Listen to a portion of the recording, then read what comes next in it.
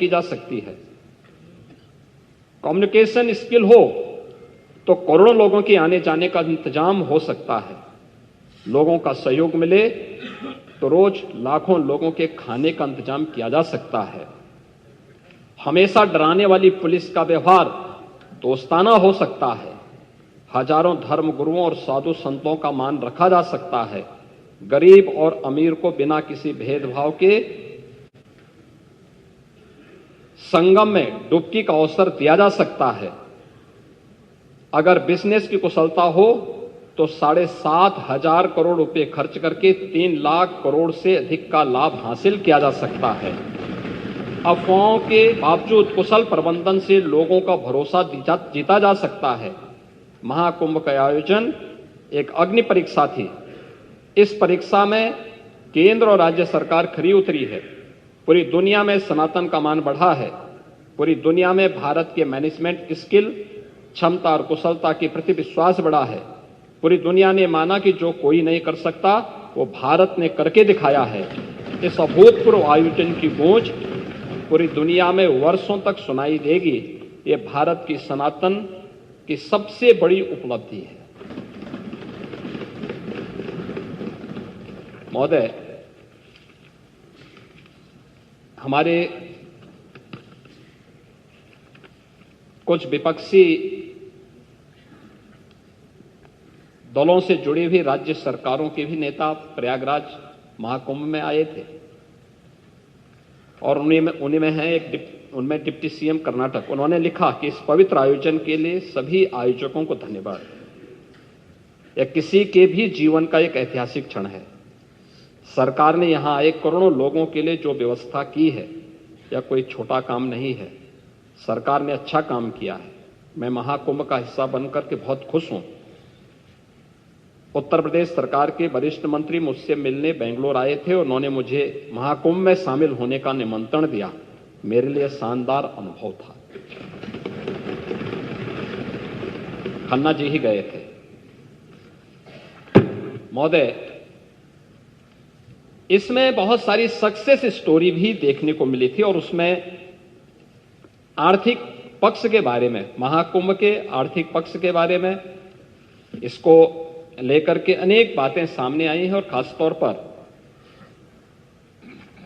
देश के अंदर अलग अलग तबके ने महाकुंभ के बारे में, चूंकि ये बजट की सामान्य चर्चा है इसलिए महाकुंभ के आर्थिक पक्ष के बारे में अगर हम चर्चा न करें तो विरासत को विकास के साथ जोड़ने में हो सकता है कि आप लोगों को भी कुछ कंफ्यूजन और ज्यादा हो।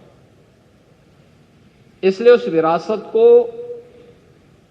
जो आदरणीय प्रधानमंत्री जी ने 2019 में काशी विश्वनाथ धाम से प्रारंभ किया था, 2020 में अयोध्या में से राम जन्मभूमि पर राम मंदिर के शिलान्यास के बाद आगे बढ़ा। प्रयागराज महाकुंभ उसका एक चरम उत्कर्ष रूप के रूप में देश और दुनिया के सामने आया है और उसी विरासत की आर्थिकी क्या हो सकती है, वह विरासत विकास के साथ साथ आस्था को आर्थिकी के साथ कैसे जोड़ सकता है, इसके कुछ उदाहरण भी हैं जिसमें कैट ने स्वयं इस बारे में कहा है कि महाकुंभ में लगभग 3 लाख करोड़ यानी 360 बिलियन अमेरिकी डॉलर से अधिक का व्यापार हुआ है, यानी इससे लेन देन हुआ है। ये प्रदेश की अर्थव्यवस्था में सहभागी बनेगा। महाकुंभ 2025 प्रदेश की अर्थव्यवस्था को 3.5 लाख करोड़ का लाभ इससे मिलने का अनुमान है और प्रयागराज और आसपास के जनपदों को इसका प्रत्यक्ष और अप्रत्यक्ष लाभ प्राप्त हुआ है। महोदय, इसमें भारत के जो मुख्य आर्थिक सलाहकार हैं बी अनंत नागेश्वरन, उन्होंने इस बात को कहा है कि महाकुंभ मेले के कारण उपभोग खर्च में तेज बढ़ोतरी की उम्मीद हुई। इससे भारत को चालू वित्त वर्ष में 6.5% की विकास की दर हासिल करने में मदद मिलेगी और इस मामले में जो विभिन्न अन्य क्षेत्रों में जो विभिन्न प्रकार के अनुमान लगाए गए, विभिन्न आर्थिक विशेषज्ञों ने कि किस किस सेक्टर में कितना अधिक उससे आर्थिक लाभ हुआ है या उससे आने की संभावना है। होटल उद्योग में 40,000 करोड़ का, खाने पीने अन्य दैनिक उपयोग में प्रयोग होने वाली वस्तुओं में 33,000 करोड़ का, परिवहन में 1.5 लाख करोड़ का, पूजन सामग्री में 20,000 करोड़ का, दान आदि में 660 करोड़ का, टोल टैक्सेस में 300 करोड़ का और अन्य में लगभग 66,000 करोड़ का, कुल 3,09,60 करोड़ रुपए का अधिक का इससे आर्थिक समृद्धि इसके माध्यम से प्रदेश को प्राप्त होने वाला है और इसके माध्यम से ये चीजें हम सबको प्राप्त हुई हैं। और खासतौर पर जो मैंने पहले भी कहा कि 5 नए आस्था के नए कॉरिडोर प्रयागराज महाकुंभ ने बनाए हैं और उसका लाभ पूरे प्रदेश में मिला, लेकिन इन 5 कॉरिडोर में विशेष रूप से हमें देखने को मिला था प्रयागराज से मां विंध्यवासिनी धाम और काशी के लिए एक, प्रयागराज से अयोध्या और गोरखपुर का 2, प्रयागराज से श्रृंगवेरपुर, लखनऊ और आपके नेमिष सारण्य का एक तीसरा कॉरिडोर, प्रयागराज से लालापुर, राजापुर और चित्रकूट का एक चौथा, और प्रयागराज से जो हम 5वां आस्था के कॉरिडोर को बनाने की व्यवस्था कर रहे हैं, जिसमें हम लोगों ने देखा कि देश भर के श्रद्धालु आने के इच्छुक थे, दिखाई दे रहे थे और पिछले 1.5 महीनों में उनकी उपस्थिति उन सभी क्षेत्रों में थी। तो अब प्रयागराज से होते हुए वृंदावन, मथुरा वृंदावन और सुखतीर्थ में ये उपस्थिति वहां देखने को मिली।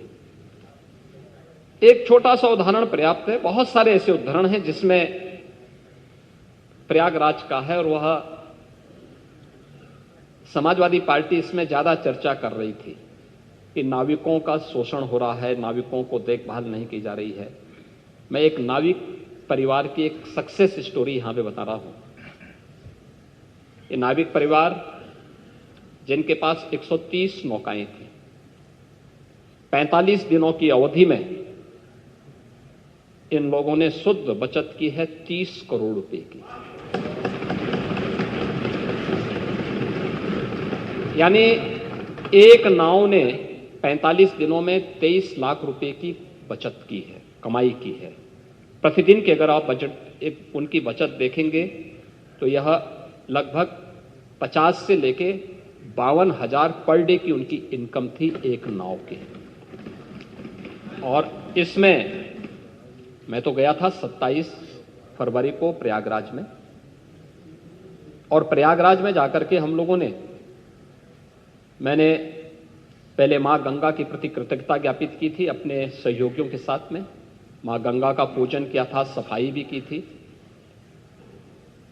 इसके उपरांत हम लोगों ने इस पूरे महाकुंभ के आयोजन को स्वच्छ बनाए रखने में जिन्होंने योगदान दिया था उन स्वच्छता कर्मियों के साथ भी, और जिन्होंने स्वास्थ्य की सेवा, कोई संक्रमण और कोई बीमारी नहीं फैलने दी, ऐसे स्वास्थ्य कर्मियों के साथ में, जो हेल्थ वॉरियर्स थे, उनके साथ में हम लोगों ने पहला आयोजन किया था, उनका सम्मान का कार्यक्रम किया था।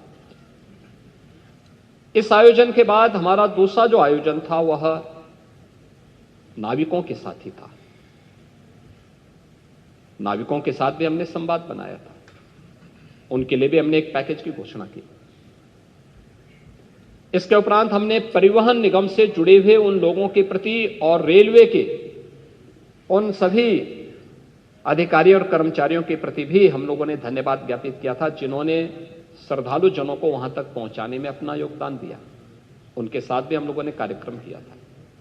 और इसके उपरांत हम लोगों ने चौथे कार्यक्रम में सुरक्षा और प्रशासन से जुड़े हुए लोगों के साथ भी हम लोगों ने एक कार्यक्रम आयोजित किया था, और उनके साथ भी बैठ करके हम लोगों ने सहभोज के साथ हम लोग बैठे थे। मैं, मेरे साथ दोनों डिप्टी सीएम भी थे, अन्य मंत्रीगण भी थे, अन्य वरिष्ठ अधिकारीगण भी थे। ये सभी आयोजन वहां पे हुए। लेकिन महाकुंभ का आयोजन उत्तर प्रदेश की इस सामर्थ्य को देश के सामने और देश की सामर्थ्य को दुनिया के सामने रखने में सफल हुआ। आपका कितना भी दुष्प्रचार था, लेकिन उन्होंने भारत की आस्था को कहीं डगमगा नहीं पाया। आप लगातार दुष्प्रचार करते रहे और आप लोगों का यह सबसे बड़ा हथियार था। आप लोगों ने इसके लिए बहुत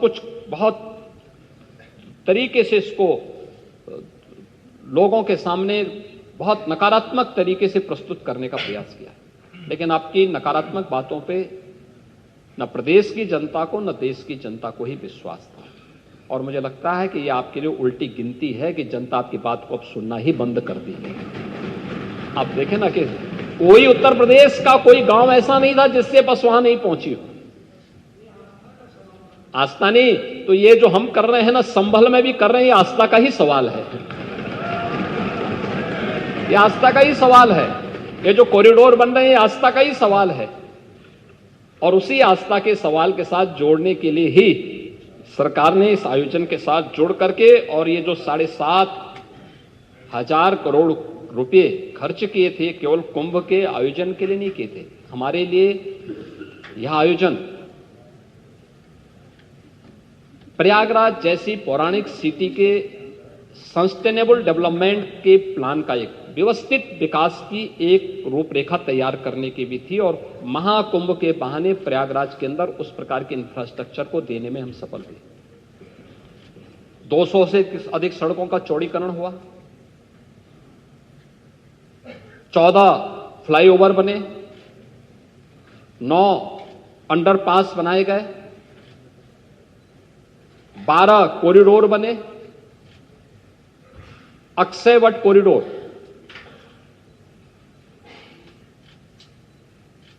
बड़े हनुमान जी का कॉरिडोर, नागवासी की कॉरिडोर, महर्षि भारद्वाज कॉरिडोर, श्रृंगवेरपुर में भगवान राम और निषाद राज की गले मिलती हुई प्रतिमा के साथ साथ एक कॉरिडोर, जिस किले पे आप कब्जा करवा रहे थे, हमारी सरकार ने कॉरिडोर के रूप में विकसित करते हुए त्रेता युग की स्मृति को जीवंत करने का काम कराया। आपके लिए वोट मेरा, हमारी है, इसलिए जनता हमारी बात सुन रही है। जनता को मालूम है कि आप केवल वोट बैंक के साथ खिलवाड़ के वोट बैंक की बात को अनसुना किया है, और 27 में भी जनता जनार्दन यही करने जा रही है।